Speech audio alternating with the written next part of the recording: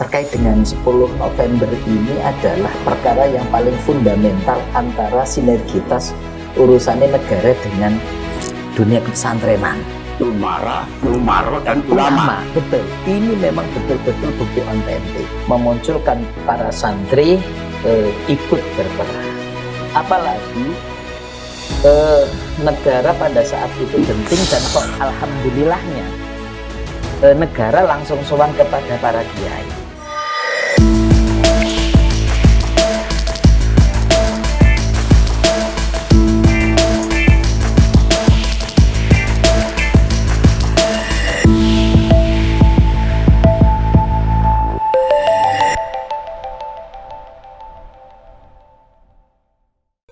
Assalamualaikum warahmatullahi wabarakatuh. Pemirsa Davika TV yang budiman dan berbahagia, kembali Cak Notok hadir. Kali ini kita mengundang seorang tokoh pemuda, tokoh pendidikan, tokoh agama, pengasuh pondok pesantren Wali Songo Kampung Sukajadi, Bumi Ratu Nupan, Lampung Tengah, yaitu Bapak Kiai Haji Syekhul Ulum MPD, atau yang lebih akrab, lebih familiar kita panggil Gus Ulum. Assalamualaikum Gus. Waalaikumsalam. Alhamdulillah, sehat Gus. Alhamdulillah, Ya berkah doanya Allah, berkahnya luar Gus. biasa. Alhamdulillah, inilah beliau Gus Ulum ini seorang yang sangat familiar dan terbuka untuk siapa saja, pengasuh pondok pesantren yang cukup terkenal di Lampung, karena saya justru yang memberitahu awal adalah dosen pascasarjana saya, Profesor Dr. Abdul Ghafur, Ruslan Abdul Ghafur. Profesor Dr. Ruslan Abdul Ghafur Iya, yang betul. nyentil beliau ini. Saya kaget pada saat itu, begitu hebatnya Gus Ulum. Dan dalam peringatan Hari Pahlawan 10 November ini, sengaja saya mengundang beliau, karena kalau sudah bicara Hari Pahlawan 10 November, kita tidak boleh dan tidak akan bisa melupakan yang namanya santri. Dan kita sama-sama tahu, Gus pada saat itu Sekutu sebagai pemenang Perang Dunia Kedua itu datang ke Indonesia membawa Belanda. Iya, betul. Tujuannya adalah mengembalikan kekuasaan Hindia Belanda ke Indonesia. Betul. Sementara Indonesia baru seumur jagung. Merdeka Agustus, September, Oktober, November, mereka datang. Kan begitu, Gus. Betul. Nah, tetapi hari itu dengan kegalauannya para pemimpin bangsa, Betul, merasa tidak mampu akan mengatasi kedatangan tentara sekutu. betul. Karena dengan mental sebagai pemenang Perang Dunia Kedua, peralatan baik darat, laut, dan udara Sudah siap yang semua. sudah betul-betul diakui dunia, dengan pasukan yang betul-betul mentalnya lagi ada di awang-awang, sementara negara kita baru memiliki beberapa TKR pada saat itu. Betul, tentara. Tentaranya, senjatanya juga hanya rampasan perang Betul. dari Jepang pada saat itu. Akhirnya Presiden Soekarno pada saat itu meminta kepada Ketua PBNU, Pendiri ulama, betul. pendiri PBNU, dan kemudian pengasuh pondok pesantren Tebuireng Jombang, betul. Syekh Hadratul Syekh Hasyim Asy'ari. Betul. Yang kemudian dijawab sama Hadratul Syekh Hasyim Asy'ari dengan mengeluarkan fatwa atau resolusi jihad. Resolusi jihad. Betul. Kan begitu. Gus, tolong ceritakan Gus, apa sih resolusi jihad itu? Dan kenapa sampai dikeluarkan resolusi jihad. Nggih. Silakan, Gus. Matur nuwun, terima kasih Davika TV dan Cakno khususnya yang luar biasa mengundang saya yang sebenarnya ya masih banyak yang lebih ahli dalam bidang sejarah khususnya terkait dengan 10 November atau kemerdekaan Republik Indonesia. Akan tetapi kami sebagai seorang santri juga sedikit banyak selalu mempelajari terkait dengan bagaimana kiprah para pendahulu kita khususnya dalam dunia pesantren.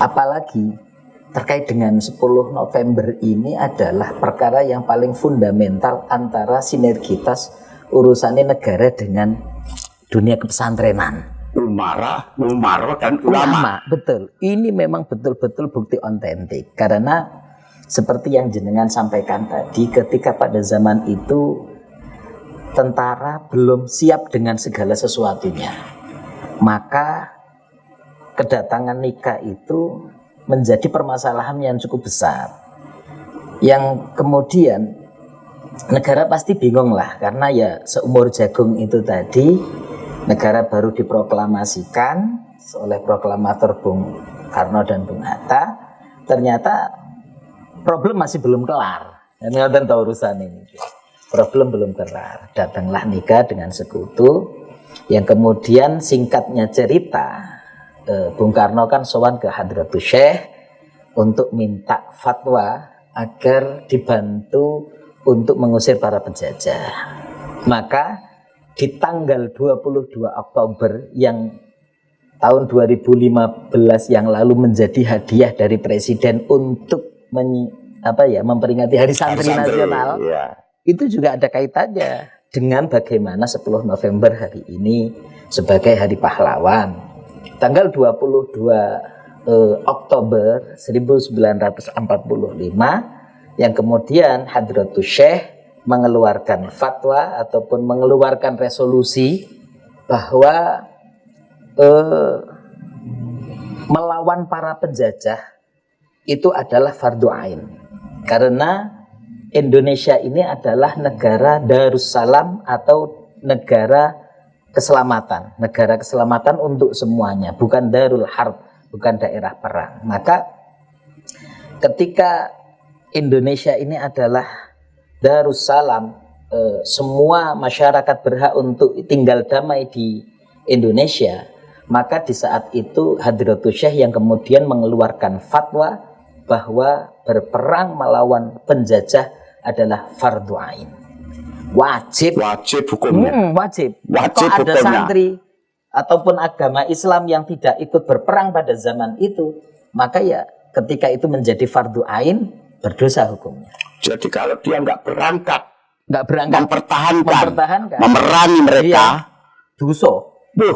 Angel ini guys, nggak bisa dibantah guys. Iya. Yang kemudian yang kedua di antara resolusi jihad adalah mempertahankan kedaulatan negara. Ketika dia meninggal dunia maka akan mati syahid. Sampaikan seperti itu. Karena memang jaminannya. Yang pasti itu. Karena memang gini, di dalam kaidah fikih kita itu sudah tegas, mala yatimul wajib illa bihi fahuwa wajib. Sesuatu hal kewajiban yang tidak sempurna atas satu hal yang lain, maka satu hal yang lain itu menjadi sebuah kewajiban. Orang bisa melaksanakan sholat yang merupakan kewajiban. Kewajiban untuk melaksanakan sholat itu adalah menutup aurat dengan memakai baju. Walaupun toh baju itu yang buat orang Cina, yang notabene bukan satu agama dengan kita, itu masih tetap diperbolehkan kita beli baju dari Cina dengan untuk salah satu syarat menutupi aurat, melaksanakan kewajiban kita. Termasuk bagaimana membela negara. Membela negara itu adalah kewajiban karena negara ini ketika tentram damai menjadikan yang sholat tenang, yang ngaji tenang, yang beribadah tenang, yang bekerja tenang. Karena kalau negara ini tidak tenang dengan peperangan, yang mau melaksanakan ibadah kepada Allah kan susah. Was-was kan gitu. Akhirnya malah malas sekalian. Wong yang aman saja kadang-kadang malas, apalagi yang sedang perang kan gitu. kan gitu. Nah, Betul, Gus. iya makanya yang kemudian dengan hal tersebutlah mengfatwakan bahwa memerangi daripada penjajah negara adalah wajib ain, tidak terhadap siapapun. Maksudnya kabeh ya kudu mangkat. Gitu. Lah, keluarlah fatwa itu yang kemudian pergerakan santri terus dipimpin oleh Bung Tomo ya dengan gelora bahasa Merdeka atau mati, merdeka ya. atau mati atau dengan takbirnya Allahu Akbar. Itu yang kemudian itulah yang memunculkan para santri ikut berperang. Apalagi negara pada saat itu genting dan kok alhamdulillahnya negara langsung sowan kepada para kiai dan kiai kepada santri ketika sudah memerintahkan itu adalah satu perintah yang sudah tidak bisa ditolak lagi karena semboyan seorang santri itu ana abduman, saya adalah hamba allamani harfan, yang mengajarkan kepadaku walaupun hanya satu huruf. Semboyan seorang santri. Saya adalah seorang budak yang mengajarkanku senajan toh satu huruf saja. Maka ketika mohon maaf santri kepada gurunya taat, kepada gurunya itu baik, kemudian mengikuti apa yang menjadi perintahnya, karena memang Sayyidina Ali itu menyampaikan seperti itu. Sayyidina Ali pun menyampaikan bahwa aku itu seorang hamba yang mengajarkanku senajan hanya satu huruf saja. Lah, hamba itu terserah mau dijual, mau disuruh perintah apa, ya harus ikut, harus manut. Lah ketika Hadratus Syekh Hasyim Asy'ari mengeluarkan fatwa tersebut, tidak ada satupun santri yang kemudian belot, enggak aku tak macul aja. Ya sudah, paculnya ditinggal Wah, ke Surabaya semua itu, Surabaya semua. Karena itu yang kemudian ya disitulah perang besar terjadi di 10 November tersebut yang kemudian kita rayakan hari ini atau tanggal 10 November sebagai hari pahlawan. Gitu ya Gus ya. Artinya Gus, saat negara belum siap, betul, pondok pesantren, ulama kita, kiai-kiai kita, dan santri kita, ini bisa kita petik, berjuang, siap kapan saja. betul. Artinya para santri dan para kiai ini bahkan sebelum merdeka, Gitu. mereka sudah selalu siap dan selalu melakukan perlawanan untuk merebut kemerdekaan ini ya Gus ya. Tidak hanya itu, Cak No. Jadi seorang santri itu yang menjadi pedoman kuat adalah bagaimana dia berkhidmah ataupun mengabdikan diri. Namanya mengabdikan diri itu tanpa tendensius apapun. Sehingga dalam setiap perjuangan yang beliau lakukan dan sampai hari ini di dalam dunia pesantren adalah bagaimana menjadikan orang lain lebih baik itu merasa istimewa daripada untuk menjadikan lebih baik di dalam dirinya sendiri. Artinya dia tidak memikirkan dirinya, enggak memikirkan dewi akan lebih baik. Betul. Tapi bagaimana memikirkan orang lain akan Betul. lebih baik. Betul. Dari dirinya sendiri. Iya, makanya ketika saat perang itu terjadi, pesantren itu merupakan tempat yang paling dominan, istimewa di dalam proses peperangan tersebut. Bagaimana santri yang laki-lakinya dikerahkan untuk berperang, Maju di depan. maju ke depan. Bagaimana pada saat itu pesantrennya untuk base camp berkumpul para kesatria-kesatrianya, Termasuk mengatur strategi. para kiainya. Termasuk mengatur strategi. Mengatur strategi semuanya, Menyiapkan amunisi, semuanya baik dari makan pesantren. dan lain sebagainya. Santri putrinya diminta untuk memasak, menyiapkan Logistiknya di dalam peperangan di tersebut pondok pesantren di itu. pondok pesantren se-Surabaya, dan itu disepakati. Karena apa? Pada saat itu kelompok lain tidak mampu untuk menangani itu semua, dan ketika para kiai menfatwakan tentang itu, itu ya semuanya jalan dengan sendirinya gitu loh, Cak. Set rampung kabeh. pokoknya. Namanya sudah iya. fatwa Sudah ulama, menjadi fatwa soal Hadratul Syekh Iya. yang sudah teruji, terbukti, mumpuni. Karena keyakinannya gini, kalaupun saya masih tetap hidup dengan suasana kemerdekaan, maka keberuntungan bagi saya. Tapi kalaupun saya harus mati, jaminan dari kiai saya pasti di surga karena sudah mati syahid. Selesai urusan hidup kita. Oke, Bos. Kembali pada Davika TV. Jangan kemana-mana. Tetap di Davika TV. Akan semakin seru ini dengan Gus Ulum ini. Kita akan hadir lagi setelah yang lewat yang satu ini.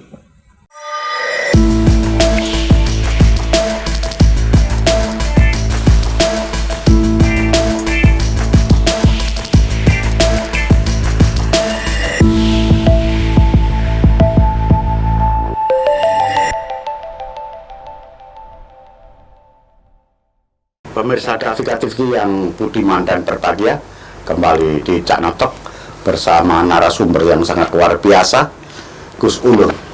Jadi nggak salah kalau Bung Karno selalu mengatakan, beri saya 10 orang pemuda, maka akan aku guncang dunia. Dan ini buktinya, wawasannya sangat luas, kemudian penyampaiannya lugas dan santai. Biasa ngopi, Cak. Luar biasa. Berarti ngopi ini biasa kental. Ya kan? Lumane wis rada adoh dolane.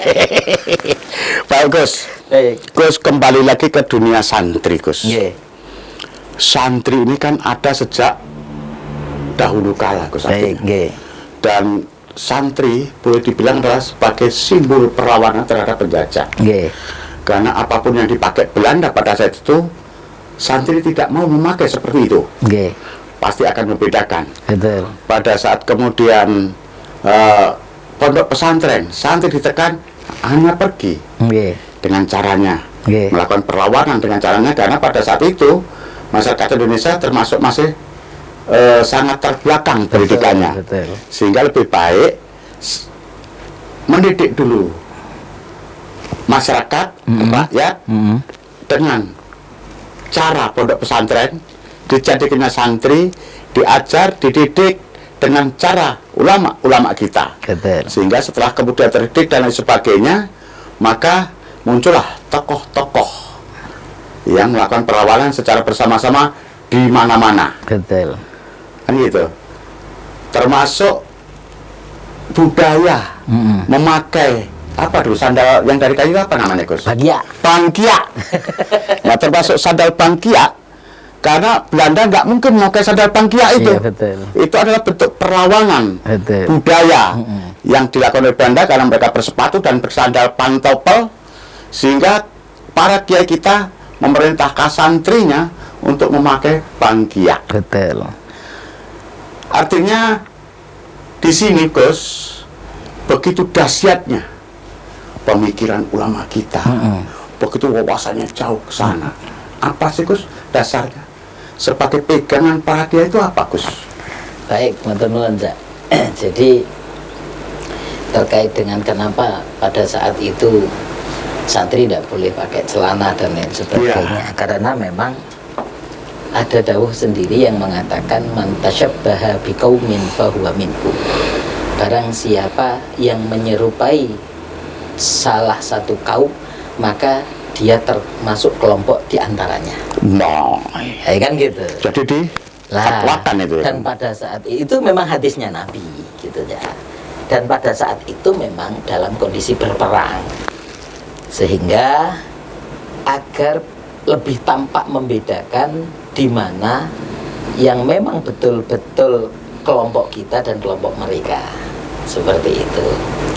Tapi dengan proses berkembangnya zaman, ada ketika setelah merdeka dan hari ini sudah tidak ada lagi peperangan, ada istilah di kita di dalam santri ataupun Nahdlatul Ulama, al-muhafadzah ala qadimi sholih wal akhdhu bil jadidil aslah. Tetap menjaga apa yang menjadi tradisi para leluhur dan mengambil sesuatu hal yang baru yang mungkin itu menjadi lebih baik. Contoh, pada zaman dulu santri dilarang menggunakan celana karena memang pada saat itu yang memakai celana orang Belanda atau penjajah gitu. Maka kalau nanti pakaiannya serupa, khawatir nanti ya yang pasti bisa salah persepsi ataupun dianggap oleh kelompok mereka. Hari ini sudah sangat terjadi perubahan yang signifikan terkait dengan hal tersebut, didasari oleh tetap harus menjaga apa yang menjadi tradisi lama, yang kemudian harus mengambil sesuatu hal yang baru. Kalau zaman dulu mengikuti apa yang menjadi pemakaiannya Belanda nggak boleh karena pada zaman perang, hari ini sudah merdeka, orang Muslim sudah boleh pakai HP, sudah pakai celana, novel, pakai jas dan sebagainya, ya sudah sangat diperbolehkan. Karena itu adalah mengambil sesuatu yang baru, yang lebih baik. Tapi apa yang menjadi tradisi lama harus tetap diperjuangkan. Dijaga kulturnya ya. Kulturnya harus tetap dijaga. Apa kulturnya? Adalah bagaimana tentang adab, akhlak ketimuran kita. Etika. Attitude. Lah, attitude itulah yang bisa mempertahankan eksistensinya di dalam lingkungan pesantren. Karena kalau di luar lingkungan pesantren, kontaminasinya sudah terlalu banyak. Dari handphone, anak kita diajarkan, di rumah anak kita diajarkan untuk bahasa Jawa alus kalau orang Jawa, atau bahasa Lampung alus kalau mungkin orang Lampung. Tapi karena lingkungan dan pergaulannya ternyata kan merubah semuanya, kan gitu kan, merubah. Yang Jawa sudah lupa dengan Jawanya, yang Lampung sudah lupa dengan Lampungnya. Nah, dari berbagai masalah yang ada di lingkungan luar itulah yang kemudian adanya lingkungan pondok pesantren, membangun satu karakter, mempertahankan apa yang menjadi kultur-kultur zaman dulu. Ketika memang di pondok pesantren itu di lingkungan orang-orang Lampung, mereka dengan bahasa-bahasa Lampung atau bahasa Palembang ada pesantrennya. Kalau di lingkungan Jawa, di tempat kita, itu ya dengan bahasa kita, bahasa Jawa. Ngaji itu masih menggunakan bahasa Jawa. Contoh, Bismillahirrahmanirrahim, dimaknaninya gini, Bismillahi ngawiti ingsun kelawan nyebut asmane Allah, sifate ar-Rahmani zat kang paring kawelasan ing dalam dunia akhirat, ya gitu. Itu masih diajarkan sampai masih diajarkan ya. Iya, di semua pesantren. Di semua pesantren. Sifate ar-Rahimi zat kang paring asih ing dalam akhirat bloko. Nah, itu adalah kultur.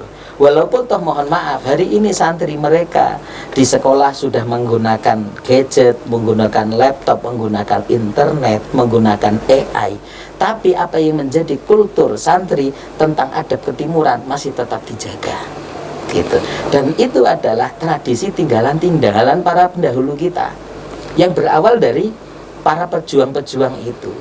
Nah, kan ada istilah mengatakan seorang pilot yang sukses adalah ketika dia melawan awan kolonimbus dan berhasil, kan gitu.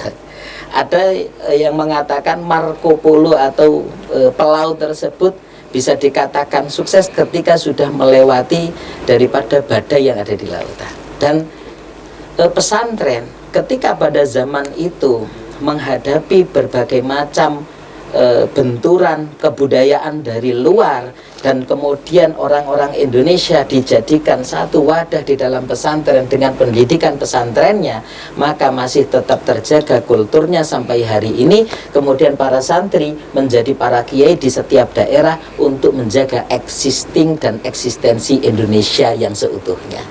Gitu ya Gus ya? Iya. Dan ini sudah terbukti. Terbukti kan? Terbukti ya.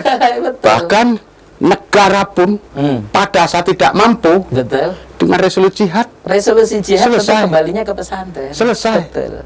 Iya kan? Betul. Kemudian pada saat negara kesulitan dalam banyak hal, ke tempat ulama, betul, suasana jadi dingin.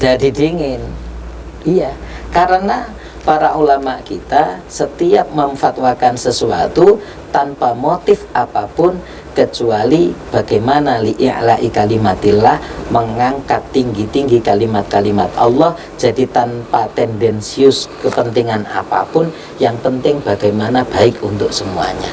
Baik untuk semuanya. Baik untuk ini semuanya. Saya garis bawahi. Iya. Tanpa tendensi. Tanpa tendensi apapun. Bahkan tanpa untuk kepentingan seorang kiai biar saya top. Betul. Nggak ada nih, Gus ya. Ada. Biar saya mendapat penghargaan. Betul. Nggak ada ya, Betul. Gus ya. Iya. Luar biasa. Iya. Dan ini sudah terbukti sejak zaman penjajahan, Zaman penjajahan merebut seperti itu. kemerdekaan, mempertahankan Iya. dan mengisi kemerdekaan. Mengisi kemerdekaan. Karena di dalam semboyan santri adalah man sanna sunnatan hasanatan, barang siapa yang mengajak satu kebaikan saja kepada orang lain, maka kebaikan orang lain yang dia lakukan karena atas ajaan kita akan terus mengalir kepada kita kebaikannya. Sehingga seorang santri itu tidak pernah terfikirkan untuk bagaimana dan seperti apa masa yang akan datang. Ada orang yang tidak baik diajak untuk baik, selalu seperti itu. Suka tidak suka untuk diajak baik, yang penting ngajak dulu. Semua orang diajak untuk baik, rahmatan lil alamin, kasih sayang kepada alam semesta, bukan tidak hanya sesama muslim, tidak hanya sesama bangsa, tapi untuk alam semesta, baik itu alamnya, baik itu manusianya, baik itu semestanya. Imbang.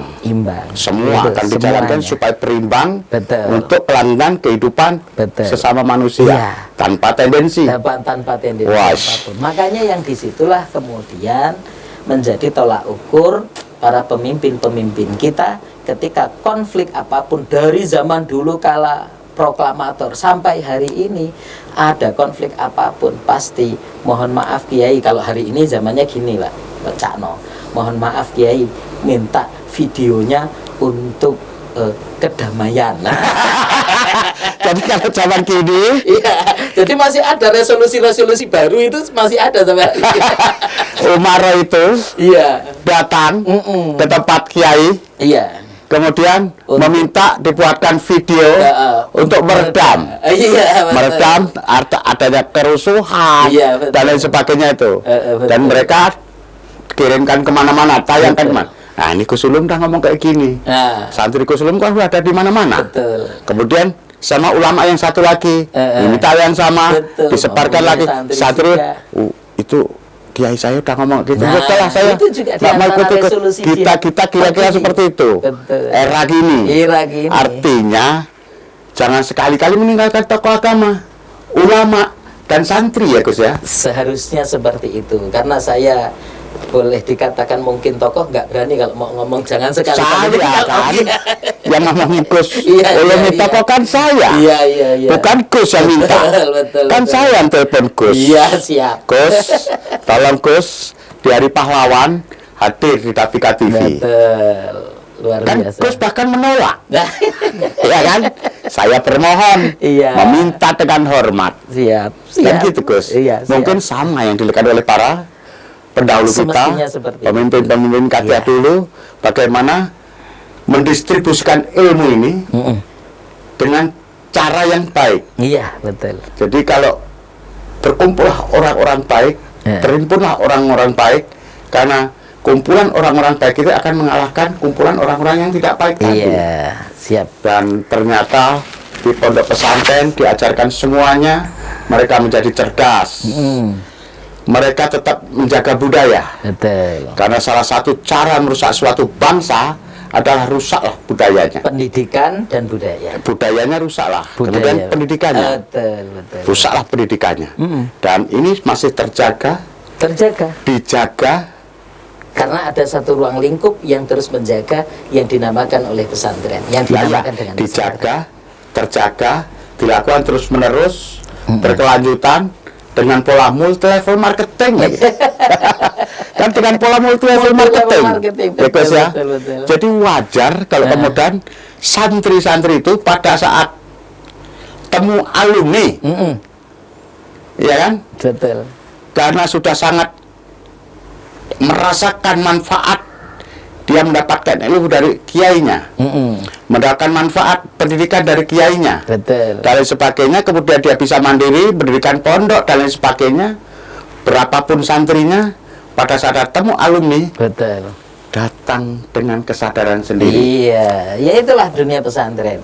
Jadi pesantren itu adalah alam sendiri, circle sendiri, lingkaran sendiri, yang mungkin orang melihat dari luar banyak masih berasumsi ternyata ketika bertemu langsung tidak sesuai dengan apa yang menjadi pikirannya. Iya, sementara orang dari luar melihatnya seperti dijadiin budak. Nah, betul. Ya kan? Ya. Hanya karena kalau ketemu cium tangan, jalan pun di depannya nggak berani berdiri, harus menunduk gini kan. Oke Gus, jangan kita cut sebentar, Iya. karena akan ada yang lewat. Yang satu ini, tapi jangan kemana-mana, tetap di Cak No Tok.